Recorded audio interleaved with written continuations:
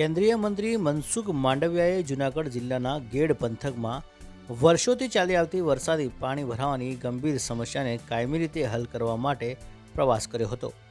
આ પ્રવાસ દરમિયાન તેમણે સ્થાનિક ગ્રામજનોની લાંબા સમયથી અટવાયેલી મુશ્કેલીઓને દૂર કરવા માટે ચાલી રહેલા મહત્વના પ્રોજેક્ટ્સનું જાતે નિરીક્ષણ કર્યું।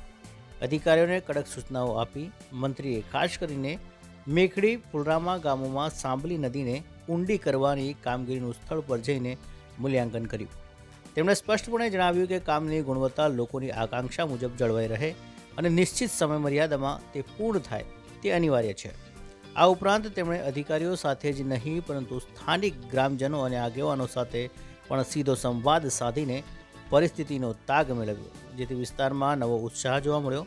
પ્રવાસ દરમિયાન બાટવા નગરપાલિકાના નવનિર્મિત ભવનનું લોકાર્પણ કરવામાં આવ્યું તથા શહેરના અન્ય વિકાસ કાર્યોનું ખાતમુહૂર્ત પણ થયા। આ ઉપરાંત કેશોદ અને માણાવદર વિધાનસભા વિસ્તારમાં 8.43 કરોડના ખર્ચે કુલ 139 વિકાસ કાર્યોનું લોકાર્પણ અને ખાતમુહૂર્ત સંપન્ન થયું, જેનાથી સ્થાનિક સ્તરે મોટા પાયે વિકાસની ગતિને વેગ મળશે। આ પ્રવાસ દ્વારા કેન્દ્રીય મંત્રીએ ગેડ પંથકના લોકોને પાણી ભરાવાની સમસ્યામાંથી મુક્તિ અપાવવા અને વિકાસના કાર્યોને ઝડપી બનાવવાની મજબૂત પ્રતિબદ્ધતા દર્શાવી છે, જેનાથી આ વિસ્તારના રહેવાસીઓમાં આશાનું વાતાવરણ જોવા મળી રહ્યું છે। મારા લોકસભા ક્ષેત્રના પ્રવાસ દરમિયાન ગેડ વિસ્તારની અંદર દર વર્ષે ચોમાસાની અંદર પાણી ભરાઈ જવાથી કિસાનોને નુકસાન થઈ રહ્યું છે।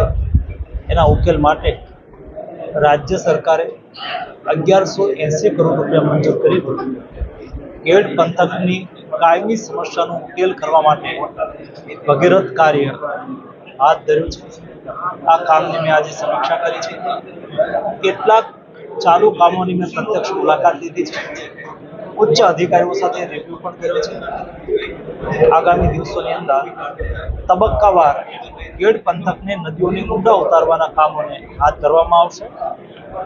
5 વર્ષના અંતે સમગ્ર વિસ્તારની અંદર પાણી ભરાવાથી કિસાનોના પાકને થતા નુકસાનમાંથી મુક્તિ મળશે।